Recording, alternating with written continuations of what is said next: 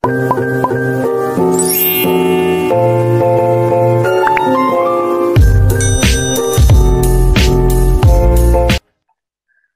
Tuhan, Shalom semuanya. Bacaan kita, renungan kita pagi ini diambil dari kitab Keluaran. Kita mulai memasuki bacaan tentang Keluaran pasal 1. Kita lihat ayat yang ke-15 sampai dengan ayat yang ke-21. Raja Mesir juga memerintahkan kepada bidan-bidan yang menolong perempuan Ibrani. Seorang bernama Sifra dan yang lain bernama Pua katanya, apabila kamu menolong perempuan Ibrani pada waktu bersalin, kamu harus memperhatikan pada waktu anak itu lahir. Jika anak laki-laki kamu harus membunuhnya, tetapi jika anak perempuan bolehlah ia hidup. Tetapi bidan-bidan itu takut akan Allah dan tidak melakukan seperti yang dikatakan Raja Mesir kepada mereka dan membiarkan bayi-bayi itu hidup. Lalu Raja Mesir memanggil bidan-bidan itu dan bertanya kepada mereka, mengapakah kamu berbuat demikian, membiarkan hidup bayi-bayi itu? Jawab bidan-bidan itu kepada Firaun, sebab perempuan Ibrani tidak sama dengan perempuan Mesir, melainkan mereka kuat. Sebelum bidan datang, mereka telah bersalin. Maka Allah berbuat baik kepada bidan-bidan itu, bertambah banyaklah bangsa itu, dan sangat berlipat ganda. Dan karena bidan-bidan itu takut akan Allah, maka ia membuat mereka berumah tangga. Saudara, pada waktu Firaun hendak membunuh semua bayi-bayi orang Israel, ada dua orang bidan yang dikatakan takut akan Tuhan, yang bernama Sifra dan Pua.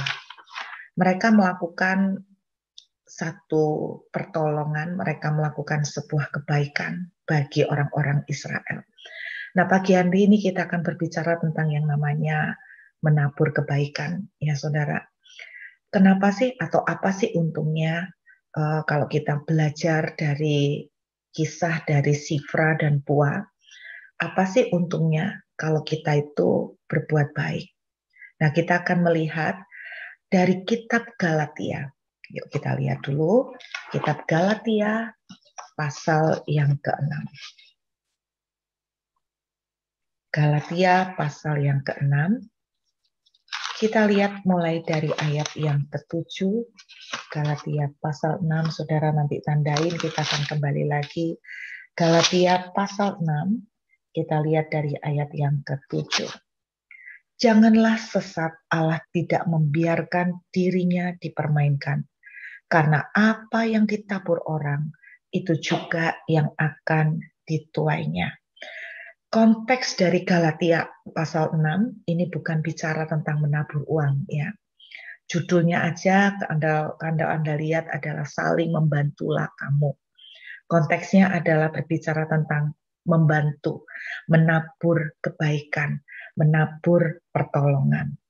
Nah, Alkitab bilang apa yang ditabur orang itu juga yang akan dituainya.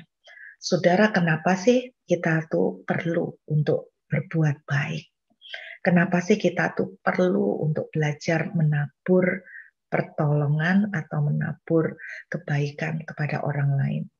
Karena ada satu hukum yang tidak bisa kita sangkal, yaitu di dalam kehidupan ini ada hukum tabur tuai. Makin banyak kita menabur kebaikan, berarti makin besar kemungkinan kita juga akan menuai. Dengan kata lain, makin kita tidak pernah menabur, jangan juga berharap kita akan menuai. Nah, kita lanjut sampai Galatia pasal yang ke-6 ayat 9. Janganlah kita jemu-jemu berbuat baik, karena apabila sudah datang waktunya, kita akan menuai jika kita tidak menjadi lemah. Nah, ayat ini semakin memperjelas bahwa setiap kali kita menabur kebaikan atau berbuat baik kepada orang lain, pasti ada jatuh tempo untuk panen. Pasti ada jatuh tempo untuk panen. Nah, itu jelas. Berarti kalau saudara ingin menuai banyak, saudara harus mulai membiasakan diri yang namanya belajar menabur berbuat baik, menabur kebaikan. Oke ya, belajar menabur kebaikan.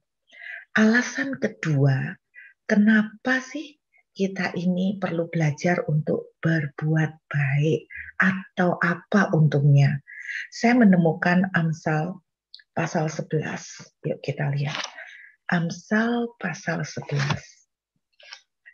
Kita lihat ayat yang ke-17. Menarik sekali Amsal 11 ayat yang ke-17 bilang begini, saudara. Orang yang murah hati. Apa sih artinya murah hati?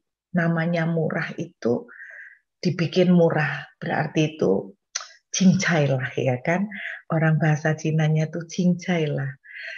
Orang murah hati itu berarti kita itu memberikan sesuatu kepada orang lain yang sebetulnya harganya tidak segitu. Harusnya mahal tapi kita bikin murah, kita kasih sale gitu ya. Nah, ini yang namanya murah hati. Dengan kata lain kita tuh melakukan sebuah kebaikan. Orang yang murah hati, menarik, ayat ini bilang begini loh.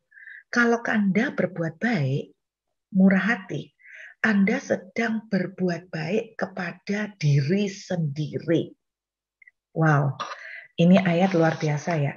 Jadi ternyata sebenarnya kalau kita itu berbuat baik, jangan pernah menyangka atau bilang begini, lu tuh sudah untung ya, aku tuh baik sama kamu. Lu tuh sudah hoki, gue ini mau baik sama kamu. Jangan jual, jangan cerewet-cerewet, jangan sok-sokan. Kalau gue baik sama kamu nih, lu hoki, untung gue masih baik sama kamu. No, menurut Amsal pasal 11 ayat 17, ketika saudara melakukan sebuah kebaikan, Alkitab menuliskan Anda berbuat baik kepada diri sendiri. Nah, lucunya ayat berikutnya, kalimat berikutnya bilang begini, orang yang kejam, berarti kan tidak berbuat baik, malah menyiksa badannya sendiri. Wow, ternyata kalau kita ini melakukan sebuah hal yang tidak baik, kebalikannya ya, kita tuh dalam tanda kutip rada jahat nih sama orang, ternyata kita itu sedang merusak badan kita sendiri. Jangan-jangan, saudara, kenapa kita menyiksa badan kita sendiri? Jangan-jangan bahwa ketika kita melakukan kejahatan sama orang lain, itu juga yang Tuhan bilang, dampaknya tabur tuai. Anda sedang mendatangkan kutuk.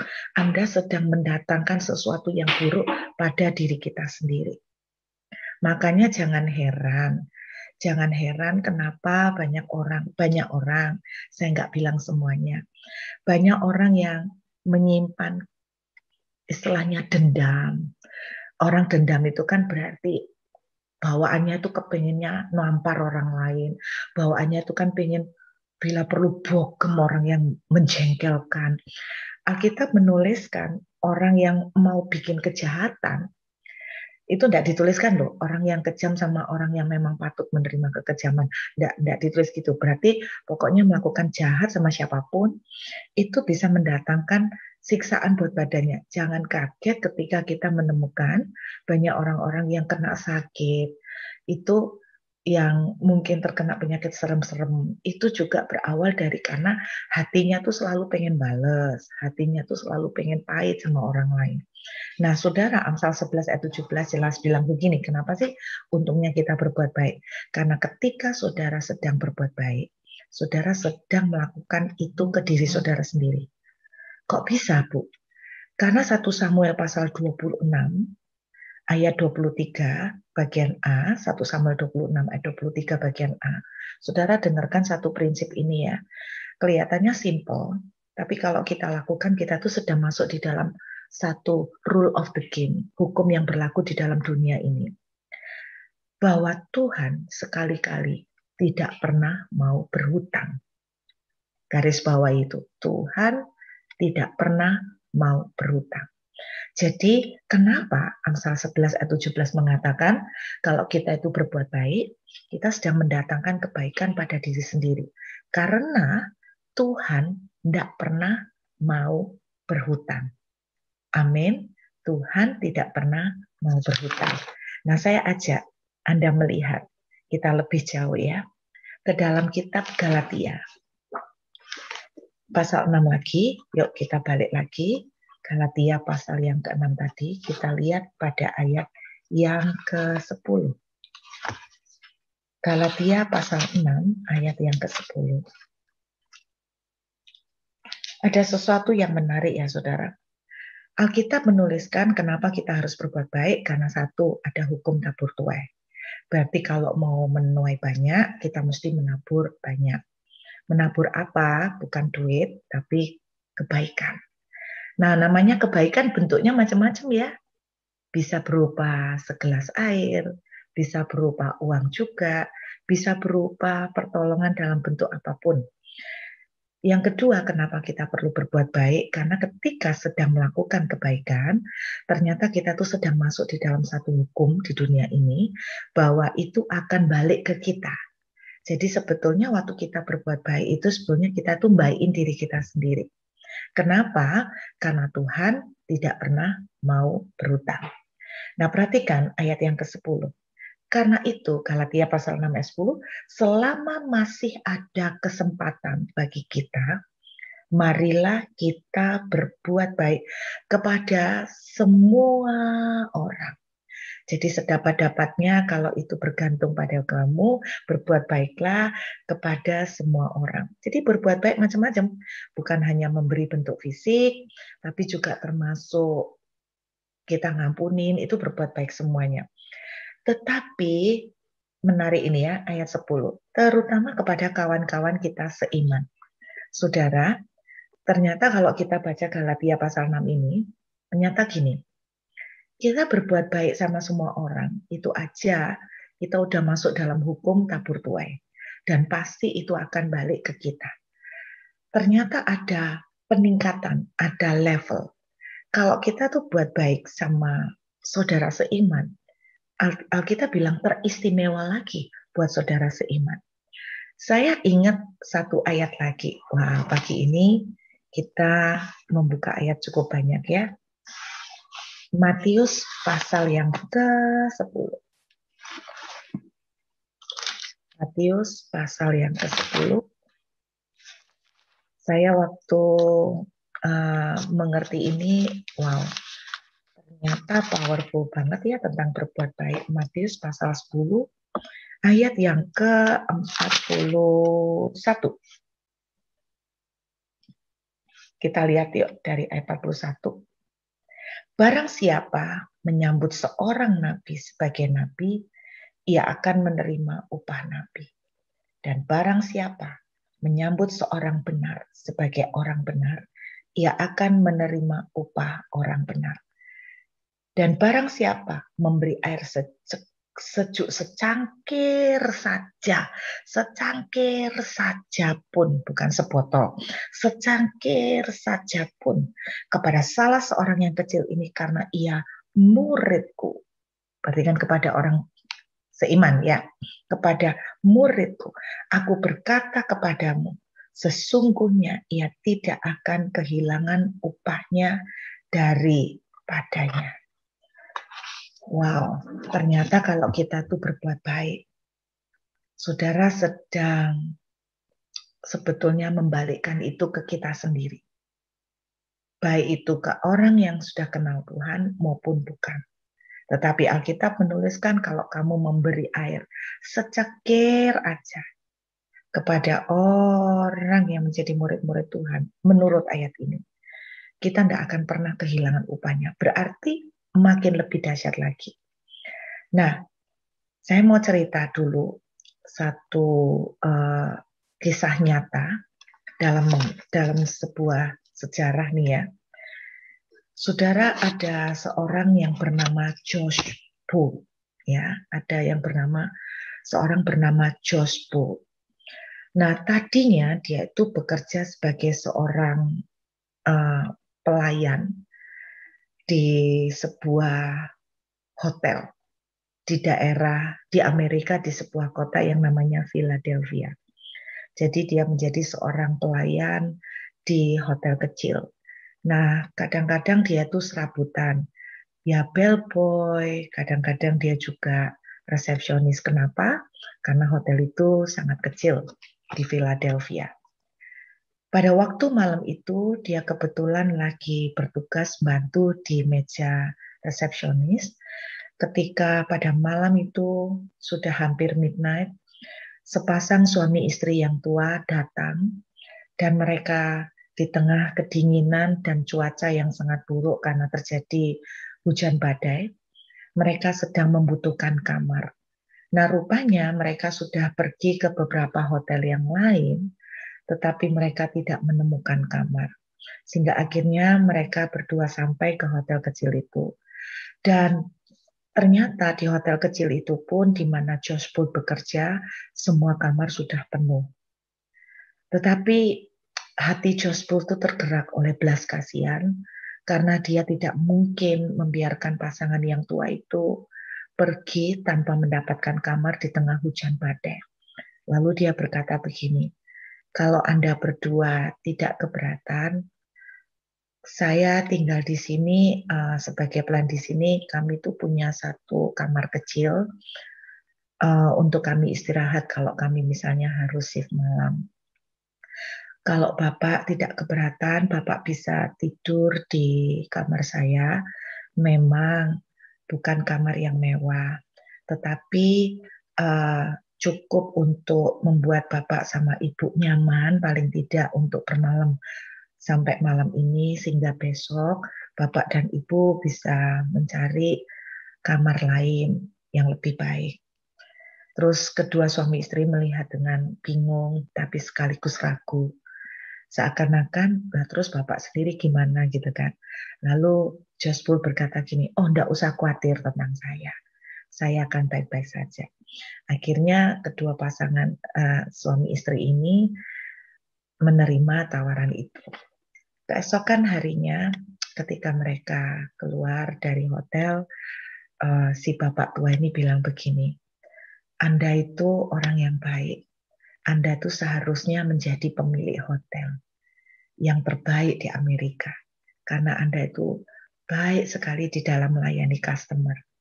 Mungkin suatu hari nanti saya akan membangunkan hotel untuk Anda.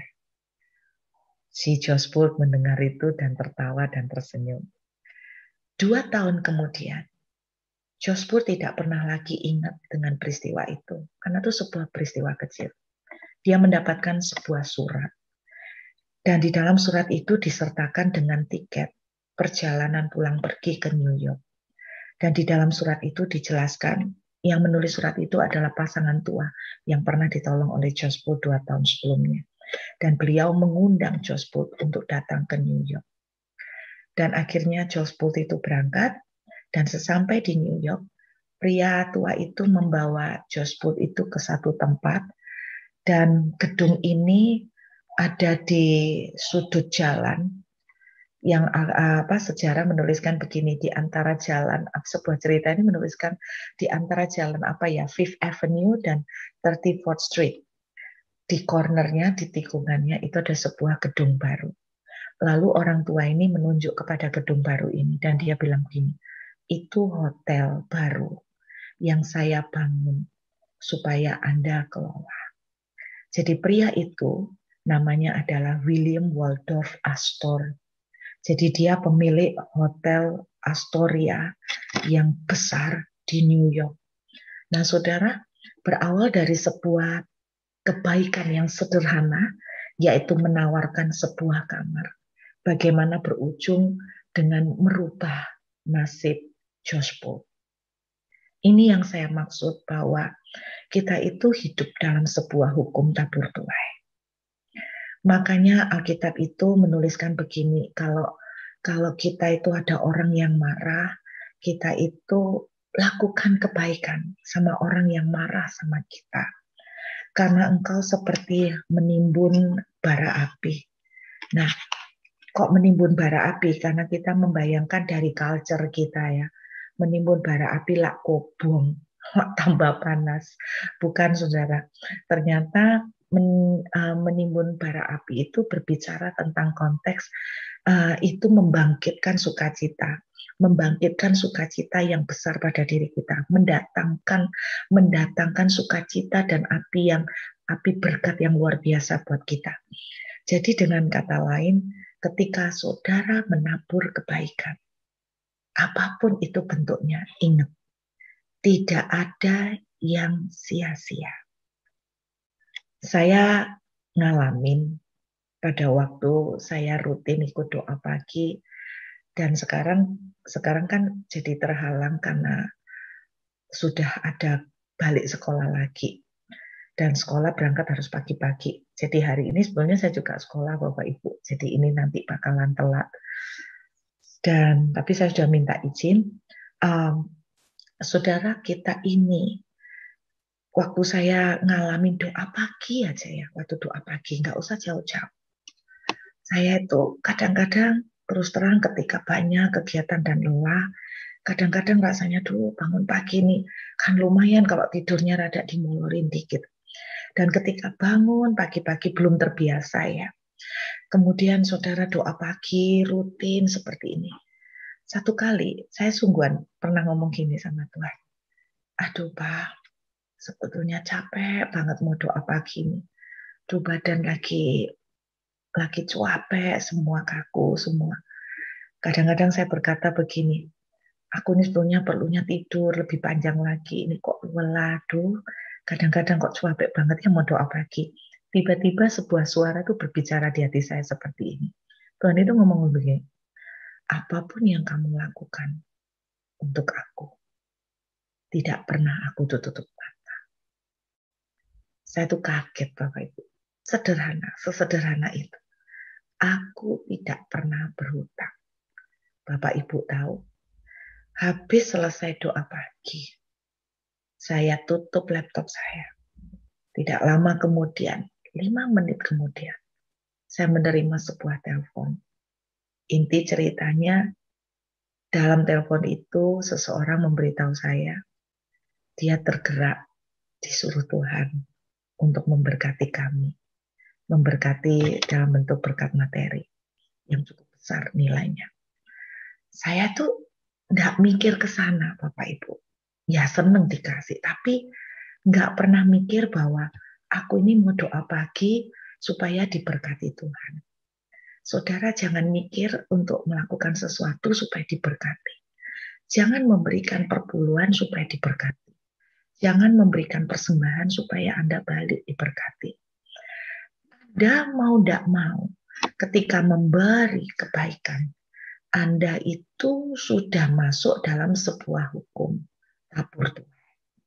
Anda sudah masuk dalam hukum Amsal pasal 11 bahwa engkau sedang melakukan kebaikan bagi dirimu sendiri. Itu otomatis. Jadi nggak usah diungkit-ungkit, nggak usah dibesar-besarin ke situ. Jangan sengaja melakukan itu supaya dikasih kebaikan lebih banyak lagi. Jadi biarlah hati kita itu melakukan kebaikan itu dengan tulus. Dan saudara, saya akhiri dengan satu ayat. Kolose pasal 3. Kolose pasal 3 ayat yang ke-23. Kolose pasal 3 ayat yang ke-23. Apapun juga yang kamu perbuat, perhatikan. Perbuatlah dengan segenap hatimu. Kalau dengan segenap hati berarti nggak ada yang namanya motivasi aku memberi supaya Tuhan itu memberkati aku. Berarti kan nggak segenap hati, nggak tulus itu. Dengan segenap hati itu tulus apa? Seperti untuk Tuhan, tulus karena kamu mengasihi Tuhan. Engkau memberi waktu doa pagi, tulus karena kamu mengasihi Tuhan. Kalau Anda datang doa pagi untuk membalas kebaikan Tuhan, karena Anda membalas apa yang Tuhan sudah lakukan, puji Tuhan. Tetapi betapa lebih indahnya lagi kalau Anda melakukan doa pagi, karena Anda tulus mengasihi Tuhan. Lihat, seperti untuk Tuhan dan bukan untuk manusia. Perhatikan, berjalanlah 1 mil buat musuhmu. yang menyakiti engkau. Bukan untuk mereka, tapi untuk Tuhan. Karena kau mengasihi Tuhan. Ampuni orang yang menyakiti engkau. Bukan untuk dia. Mungkin dia tidak pernah berubah. Tapi untuk Tuhan. Karena engkau mengasihi Tuhan. Ingat, hukum ini berlaku. Ayat 24. Perhatikan. Kamu tahu. Kolose 3 ayat 24. Kamu tahu bahwa dari siapa saudara? Dari Tuhanlah. Bukan dari orang lain. Bukan dari orang yang saudara ampuni. Bukan dari orang yang saudara kasih kebaikan. Walaupun dia menjengkelkan. Kamu akan menerima bagian yang ditentukan bagimu sebagai upah. Saya cuma bayangkan gini. Sebelum saya sampaikan kalimatnya ya, saya tadi mendengar Samuel bilang begini. Kalau saya ngampuni sama orang yang tidak ngampuni, berkatnya sama, ya saya milih tidak ngampuni. Betul. Kalau saya itu beribadah dengan orang yang tidak beribadah, berkatnya sama, ya saya milih tidak beribadah. Kalau saya berdoa sama orang yang tidak berdoa, berkati sama, ya saya milih tidak berdoa. Betul. Ngapain susah-susah? Tapi saya setuju, Sam tadi bilang begini, bahwa bagaimanapun tetap ada bedanya antara orang yang berdoa sama yang tidak. Antara orang yang beribadah sama yang tidak. Perhatikan, Kolose 3 ayat 23 dan 24. Dari Tuhan, kamu akan menerima upah. Gak mungkin gak. Kitab Samuel tadi mengatakan Tuhan tidak pernah berutang. Ketika engkau melakukan dengan segenap hati, seperti untuk Tuhan, Tuhan tidak pernah berutang. Saya kiri dengan kalimat ini Bapak Ibu. Tadi saya bilang dalam Injil Matius, kalau kamu kasih nabi secangkir air sejuk, kamu akan menerima upah seorang nabi. Berarti artinya tuh gini, kalau nabi itu bernubuat dan saudara tidak bernubuat cuma ngasih air, saudara dapat upahnya sama loh sama yang bernubuat. Saudara kalau ngasih kebaikan sama misalnya seorang yang penginjil, dan saudara melakukan kebaikan, upah saudara sama loh sama dengan yang diterima sama penginjil. Wah keren ya. Tiba-tiba waktu saya ingat Matius 10 ayat 41 ini, saya teringat seperti ini. Bayangkan, Anda ngasih air secangkir saja ke nabi, Anda dapat upahnya nabi. Coba Anda jawab. Kalau Anda memberikan air sejuk secangkir saja untuk Tuhan, upah apa yang Anda akan terima? Bisa bayangkan? Air sejuk secangkir untuk nabi, upah nabi. Nah, kalau air untuk Tuhan, upah apa dong? Bukankah kita akan mendapatkan yang wow, jauh lebih spektakuler dari apa yang saudara dan saya pernah bayangkan. Karena itu, ingat firman Tuhan pagi ini. Berbuat baiklah, bukan untuk orang lain, tapi untuk Tuhan. Karena dari Tuhan, saudara yang akan menerima upah. Amin. Ingat ya, kalau Anda kasih kebaikan sama Nabi, Anda dapat upahnya Nabi. Kalau Anda kasih kebaikan untuk Tuhan, jawab sendiri kelanjutannya. Saya berdoa hari ini ada kesempatan berbuat baiklah. kepada semua orang, terlebih kepada saudara seiman. Kalau saya boleh lebih panjangkan lagi, terlebih kepada Tuhan. Levelnya makin up. Untuk orang luar aja, upahnya dahsyat. Ditambah lagi untuk kawan sekerja, dalam rekan seiman, apalagi untuk Tuhan. Upah kita besar. Amin Bapak Ibu. Mari kita berlomba berbuat baik pagi ini, hari ini. Ingat saudara, kebaikan sederhana memberi air sejuk secangkir. Tuhan mencatat semuanya. Barang siapa memberi air saja untuk orang yang paling hina, kamu melakukannya untuk aku. Pernahkah saudara membayangkan bahwa saudara itu bisa beli rumah karena sebuah kebaikan yang saudara lakukan kepada seorang yang menjengkelkan? Itu yang saya lakukan. Saya melakukan kebaikan pada seseorang yang menjengkelkan. Tidak pernah saya duga bertahun-tahun kemudian orang yang sama dipakai oleh Tuhan untuk memberkati saya, sehingga saya bisa membeli sebuah rumah. Saudara, mari kita berbuat baik. Berbuat baiklah seperti untuk Tuhan.